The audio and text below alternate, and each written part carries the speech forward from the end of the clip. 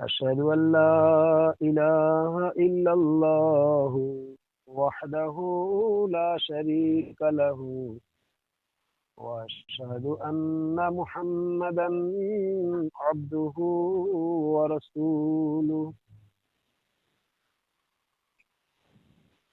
দীর্ঘদিন ধরে তাহারাতের উপরে বর্ণনা হয়ে আসছিল, আজও সেই তাহারাতেরই বর্ণনা হবে। আজকের বিষয়বস্তু হলো কি কি কারণে গোসল ফরজ হয়। গোসল শব্দটি আরবি শব্দ। যদি গায়েন অক্ষরটির উপরে পেশ অর্থাৎ বাংলায় যাকে বলা হয় হর্ষৌ থাকে, তাহলে উচ্চারণ হবে গুসল, গুসাল বা গুসলা। বাংলায় যার অর্থ স্নান করা বা গোসল করা। এবং যদি গায়েন অক্ষরটির উপরে জবর অর্থাৎ আকার থাকে, তাহলে মাজদার হবে বাব জারাবা ইয়াজরিবু গাসালা ইয়াগসিলু, যার অর্থ ধোয়া। এবং ইগতিসাল বাবে ইফতেআল, যার অর্থ স্নান করা বা গোসল করা। মানে সরল বাংলায় আমরা স্বাভাবিক বলি গা ধোয়া। তো এগুলোর দিকে আমরা যখনই উচ্চারণ করব, তো যে ভাবে যে বানানে উচ্চারণ করব অর্থটা কিন্তু সেরূপ হবে। এগুলো অনেকেরই জানা নেই। তো এটা জানা থাকলে সে সেই অর্থটা সঠিক অর্থ করতে পারবে। সে হর্ষৌ দিয়ে পড়ছে না আকার দিয়ে পড়ছে, তাহলে অর্থটা সেরূপ হবে। এটা এসেছে আল কামুসুল মুহিত 935 পৃষ্ঠা। এর সরল অর্থ হলো অন্তরের সংকল্পর সাথে সমস্ত শরীরটা পবিত্র পানি দ্বারা ভালো রূপে পুত করাকে গোসল বলা হয়। কাশফুল কানায়ে প্রথম খণ্ড 51 নম্বর মসলা, মুগনিয়াল মুহতাজ প্রথম খণ্ড 68 নম্বর মসলা। সুমহান পবিত্রময় আল্লাহ তাআলা বলেন, ওয়া ইন কুনতুম জুনুবান ফাতাহারু, অর্থাৎ যদি তোমরা অপবিত্র হও তাহলে গোসল অর্থাৎ স্নান করে নাও। আরবি ভাষায় বলা হয় গোসল করা, আর বাংলায় বলা হয় স্নান করা, সরল বাংলায় বলা হয় গা ধোয়া। সূরা মায়েদা 6 নম্বর আয়াত। স্বপ্নে বীর্যপাত হলে কিংবা স্বামী স্ত্রীতে সঙ্গম করলে ইত্যাদি কারণে গোসল ফরজ হয়ে যায়। হযরতে আলী রাদিয়াল্লাহু তাআলা আনহু থেকে বর্ণিত, হযরত নবী সাল্লাল্লাহু আলাইহি ওয়াসাল্লাম বলেন, ওয়াফিয়াল মুনিয়ুল গুসলা, অর্থাৎ বীর্যপাত হওয়ার কারণে গোসল ফরজ হয়, অর্থাৎ গোসল করা আবশ্যকীয়, আল্লাহ তাআলার হুকুম রয়েছে। হ্যাঁ, যখনই মানে বীর্য ইনজাল হবে, তো তখনই গোসল করতে হবে।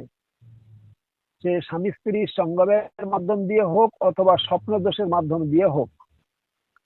হাদিসটি এসেছে আহমদ প্রথম খণ্ড 229 নম্বর হাদিস, বুখারী 178 নম্বর হাদিস, কিতাবুল ওযু, বাবু মানলাম ইয়ারল উযুয়া ইল্লা মিনাল মাখরাজিনা মিনাল কুবুলে ওয়াদ দুবুরে। মুসলিম শরীফ 303 নম্বর হাদিস, আবু দাউদ 206 নম্বর হাদিস, নাসাই প্রথম খণ্ড 111 নম্বর হাদিস, ইবনে মাজা 504 নম্বর হাদিস, মুয়াত্তা মালিক প্রথম খণ্ড 40 নম্বর হাদিস, বাইহাকি 11531 নম্বর হাদিস, ইবনে খুজাইমা 18 থেকে 19 নম্বর হাদিস, আবু ইয়ালা 314 নম্বর হাদিস।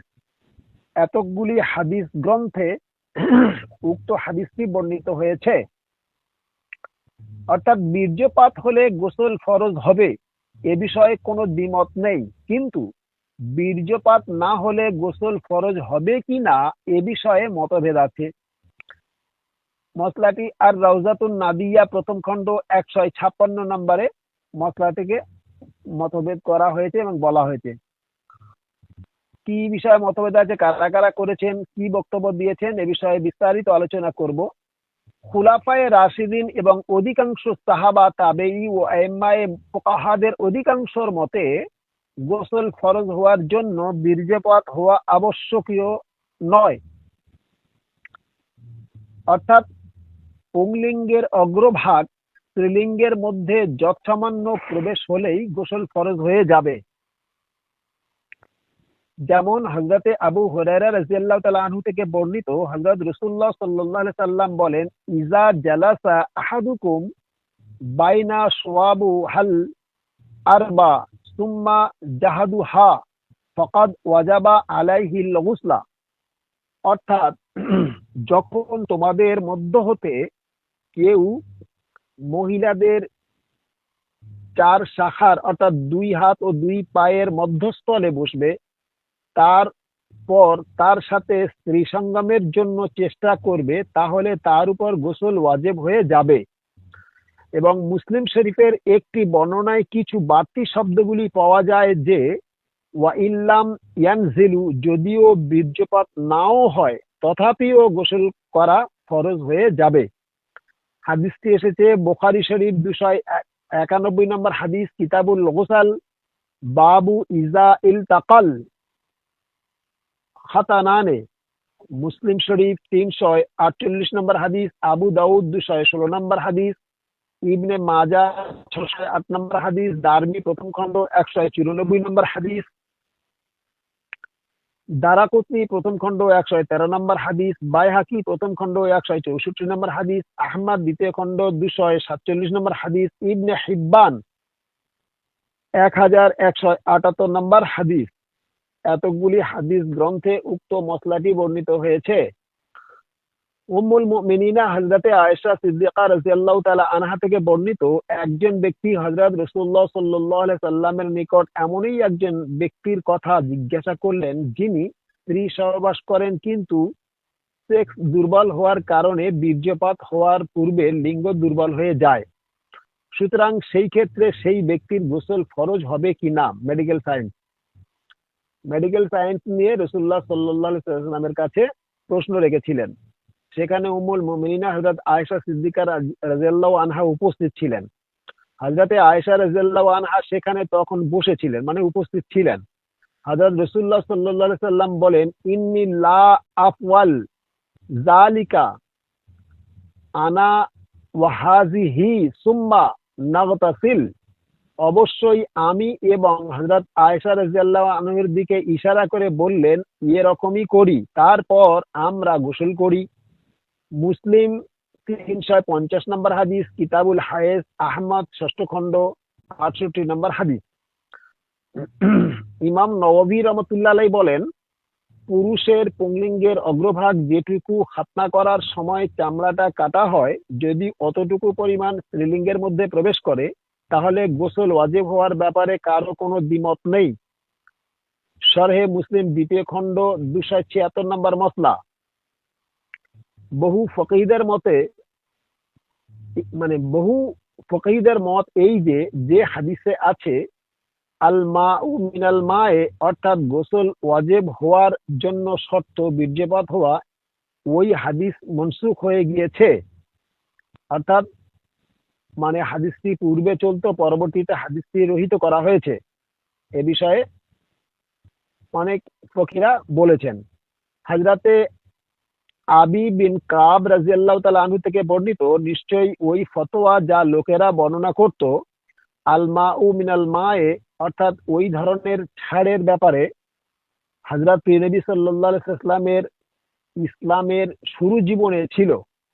সুম্মা আমারানা বিল ইগতিসালে বাদুহা, তারপর হযরত রাসূলুল্লাহ সাল্লাল্লাহু আলাইহি সাল্লাম আমাদের নির্দেশ দিলেন যে পুংলিঙ্গের অগ্রভাগ স্ত্রীলিঙ্গের যোনিদ্বারে প্রবেশ করলেই গোসল ওয়াজিব হয়ে যাবে।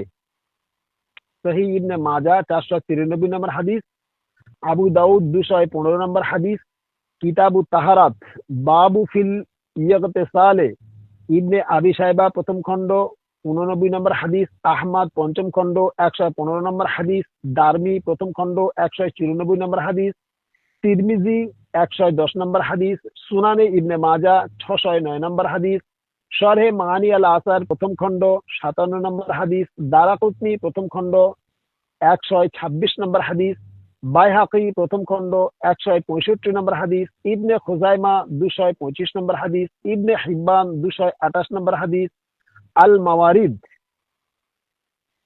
এতগুলি হাদিস গ্রন্থে উক্ত হাদিসটি বর্ণিত হয়েছে। এছাড়া উক্ত মসলাটির বিষয়ে আরো বিস্তারিত জানার জন্য পড়ুন ফতহুল বারি প্রথম খণ্ড 397 নম্বর ব্যাখ্যা, তালখিসুল হাবির প্রথম খণ্ড 135 নম্বর ব্যাখ্যা, নাসবুর রায়া প্রথম খণ্ড 82 নম্বর ব্যাখ্যা।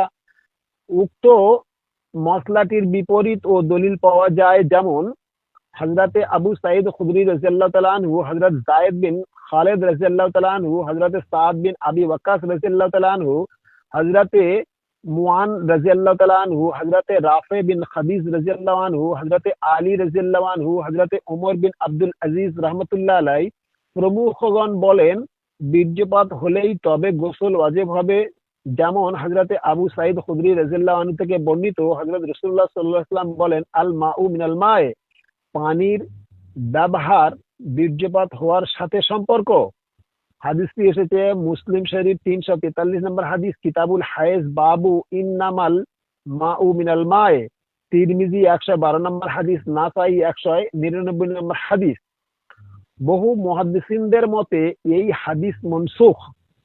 অনেক মুহাদ্দিসিনে কেরাম বলেছেন এই হাদিসটি মনসুখ করা হয়েছে, কিন্তু বেশ কিছু সাহাবাগণ এবং তাবেঈগণ এই হাদিসটির সপক্ষে মত পোষণ করেছেন। কিন্তু বেশ কিছু মুহাদ্দিসিনে কেরাম বলেছেন যে এই হাদিসটি মনসুখ, অর্থাৎ ওটা আর চলবে না, বীর্যপাত না হলে গোসল করতে হবে। আর একটা শ্রেণী বলছে যে না, বীর্যপাত না হলে গোসল করতে হবে না। বিস্তারিত জানার জন্য পড়ুন নাইলুল আওতার প্রথম খণ্ড 332 নম্বর মসলা, সুবলুস সালাম প্রথম খণ্ড 186 নম্বর মসলা, আর রাউজাতুন নাদিয়া প্রথম খণ্ড 156 নম্বর মসলা, শরহে মুসলিম নওয়াফি দ্বিতীয় খণ্ড 276 নম্বর মসলা। এই সকল গ্রন্থে এই সকল মানে দলিল পেশ করলাম, তাতে বিস্তারিত লেখা আছে, এগুলো আপনারা পড়ে নিন। যেহেতু এই মসলাগুলো খুব বিস্তারিত বলা যায় না, যতটুকু ইম্পর্টেন্ট ততটুকু নিয়ে আলোচনা করছি, যেগুলো শেখারও খুবই প্রয়োজন, একান্ত না শিখলে নয়। হায়েজ ও নেফাসের মুদ্দত শেষ হলে গোসল করা ওয়াজিব। যেমন আল্লাহ তাআলা বলেন, ওয়ায়াসআলুনাকা আনিল মাহিস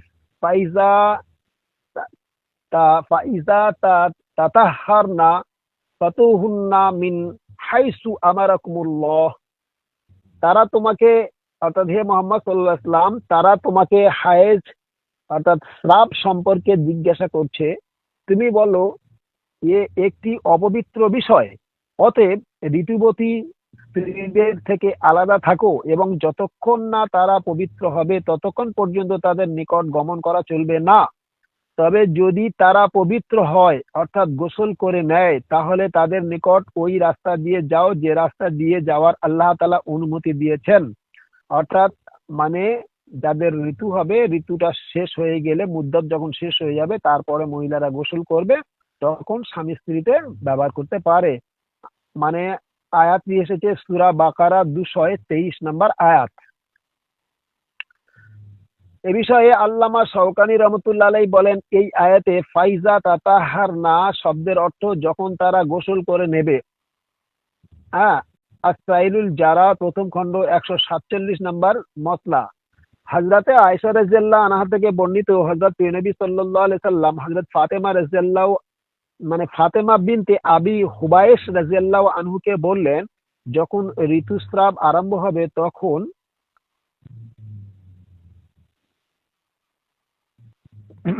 তখন নামাজ ছেড়ে দেবে। অর্থাৎ যারা, যে মহিলারা নামাজ পড়ে, দেখা গেল উযু করে এসছে, নামাজে দাঁড়াবে, এমন সময় নামাজের পাটিতেও দাঁড়িয়েছে, এমন তো অবস্থা তার হায়েজ চালু হয়ে গিয়েছে, তো বলছে তৎক্ষণাৎ তাকে নামাজ ছেড়ে দিতে হবে। নামাজ তার মধ্যে মাফ হয়ে গেল, মওকুফ হয়ে গেল, আর নামাজ পড়তে হবে না। নামাজ পড়া গুনাহ হবে, নামাজ না পড়াটা সওয়াব হবে। ওয়াইজা আদবারতা ফাগতাসিল ওয়াসাল্লা, এবং যখন ঋতুস্রাবের সময় শেষ হয়ে যাবে তখন গোসল করবে এবং নামাজ পড়বে। কিন্তু তার আগে ঋতু অবস্থায় যদি কেউ নামাজ পড়ে তাহলে গুনাহ হবে। তো তো দেখা গেল এখন সে সময় বুঝে উঠতে পারলো না, কিংবা যেদিন চালু হওয়ার কথা হয়তো কোন টাইমে হবে বুঝতে পারছে না, হয়নি, যখন পরিষ্কার আছে তো তখন দেখা গেল সে নামাজের টাইম হয়ে গেছে, আজান হয়ে গেছে, আজান শুনে ওযু করেছে, ওযু করে এসে নামাজ পড়বে বলে নামাজের পার্টিতে দাঁড়িয়েছে। তো দাঁড়িয়েছে এমত অবস্থা হতে পারে, কিংবা আল্লাহু আকবার বলে তকবীরে তাহরিমা বেঁধে বুকে হাত বেঁধে নিয়েছে, দোয়া পড়া শুরু হয়ে গেছে, কেরাত পড়া শুরু হয়ে গেছে, এমত অবস্থা মেন্স চালু হয়ে গিয়েছে। তো সেই ক্ষেত্রে পবিত্র কোরআন এবং সুন্নাহর নির্দেশ হলো এই সঙ্গে সঙ্গে তৎক্ষণাৎ নামাজ ছেড়ে দেবে। কিংবা এক রাকাত হয়েছে চালু হয়ে গেছে, নামাজ ছেড়ে দেবে। কিংবা 2 রাকাত হয়েছে চালু হয়ে গেছে, নামাজ ছেড়ে দেবে। কিংবা 4 রাকাত ওয়ালি নামাজে 3 রাকাত হয়েছে, তাহলে মেন্স চালু হয়ে গেছে, নামাজ ছেড়ে দেবে। কিংবা 4 রাকাত হয়েছে, রুকু এবং সেজদা চলছে, এমত অবস্থা মেন্স চালু হয়ে গেছে, তৎক্ষণাৎ নামাজ ছেড়ে দেবে। নামাজ ছেড়ে দেওয়াটা আবশ্যকীয় এবং সওয়াব হবে। আর নামাজ যদি না ছেড়ে বাকিটা ওই অবস্থাতে পূর্ণ করে তাহলে গোনা হবে। হাদিসটি এসে বুখারী শরীফ 302 নম্বর হাদিস, কিতাবুল হায়েজ, বাবুল ইস্তিহাজাতু, মুসলিম শরীফ 333 নম্বর হাদিস, মুওয়াত্তা ইমাম মালিক প্রথম খণ্ড 21 নম্বর হাদিস, আবু দাউদ 282 নম্বর হাদিস, তিরমিজি 125 নম্বর হাদিস, নাসাই প্রথম খণ্ড 186 নম্বর হাদিস, ইবনে মাজাহ 624 নম্বর হাদিস, আহমদ ষষ্ঠ খণ্ড 42 নম্বর হাদিস, ইবনে আবি শাইবা প্রথম খণ্ড 125 নম্বর হাদিস, মুসান্নাফ ইবনে আব্দুর রাজ্জাক 1165 নম্বর হাদিস, আবু আওয়ানা প্রথম খণ্ড 319 নম্বর হাদিস, দারমি প্রথম খণ্ড 199 নম্বর হাদিস, দারাকুতনি প্রথম খণ্ড 206 নম্বর হাদিস, বাইহাকি প্রথম খণ্ড 323 নম্বর হাদিস। এতগুলি হাদিসে গ্রন্থে উক্ত হাদিসটি বর্ণিত হয়েছে এবং এই হাদিসটি অত্যন্ত গুরুত্ব ছিল, বিশেষ করে মানে পুরুষ এবং বড় নারী মানে নারীদের মহিলাদের জানা। কারণ অজানা অবস্থাতে অনেকে গুলিয়ে ফেলে এবং মানে অতিভক্তি দেখাতে গিয়ে বলে যা হয়েছে হোক, নামাজটা শেষ করিনি, নামাজে দাঁড়িয়ে যায় নামাজটা ছেড়ে দেবো। এটাই যে কত বড় ধরনের ভুল, এই ভুলটা মশলাটা যদি সঠিক জানা না থাকে তো অজ্ঞ এবং মূর্খরা এই ভুলগুলো করে ফেলে। সুতরাং মানে জানার একান্ত প্রয়োজন, যেহেতু আমরা মুসলিম সেই কারণে এই মশলাগুলি বর্ণনা করা হচ্ছে। হায়েজ এবং নেফাস অর্থাৎ মাসিক ঋতুস্রাব ও বাচ্চা প্রসব হওয়ার পর যে খুন অর্থাৎ রক্ত প্রবাহিত হয় তার সময়সীমা পার হয়ে যাওয়ার সঙ্গে সঙ্গে গোসল করা ওয়াজিব। এক্ষেত্রে দেখা গেল যে একজনার জোহর নামাজের 5 মিনিট পূর্বে হায়েস বা নেফাস বন্ধ হয়ে গেছে, সে বললো যাগে আজকের আর কাপড় চোপড় ধুইব না, সেই কালকের কাপড় চোপড় ধুয়ে নামাজ পড়বো। এই নামাজগুলো তার উপরে চেপে যায় এবং গুনাহগার হয়ে যায় সে। সেই জন্য হাদিসে পরিষ্কার বলা হয়েছে যে টাইমে যে মুহূর্তে হায়েজ বা নেফাসের খুন বন্ধ হবে সেই মুহূর্তে তাকে মানে ধৌত করতে হবে এবং গোসল করতে হবে এবং নামাজ পড়তে হবে। বন্ধ হয়ে যাওয়ার পরে যে ওয়াক্ত শুরু হয় সে ওয়াক্তে নামাজ তার উপরে ফরজ হয়ে যায়, না পড়লে গুনাহ হবে, গুনাহে কবিরা হবে। মাস্ট তাকে পড়তেই হবে, 100% তার উপরে নামাজ আবশ্যকীয়। এ ব্যাপারে সমস্ত আইম্মায়ে মুস্তাহিদিনদের একমত। আল মাজমু দ্বিতীয় খণ্ড 148 নম্বর মসলা, আল ফিকহুল ইসলামী ও আদিল্লাতিহি প্রথম খণ্ড 519 নম্বর মসলায় বিস্তারিত বর্ণনা করা হয়েছে। হযরতে আয়েশা রাদিয়াল্লাহু তাআলা আনহা থেকে বর্ণিত, হযরত রাসূলুল্লাহ সাল্লাল্লাহু আলাইহি সাল্লামকে এমনই ব্যক্তি সম্পর্কে জিজ্ঞাসা করা হলো যে কাপড় ভিজে থাকতে দেখেছে কিন্তু তার স্বপ্নদোষের কথা মনে নেই। তখন হযরত রাসূলুল্লাহ সাল্লাল্লাহু আলাইহি ওয়াসাল্লাম বলেন ইয়াগতাসিলু অর্থাৎ সে গোসল করবে। পুনরায় আরেক ব্যক্তির সম্পর্কে জিজ্ঞাসা করা হলো যে ওই ব্যক্তির স্বপ্নদোষ হয়েছে যা তার মনে আছে কিন্তু সে কাপড় ভিজে দেখলো না।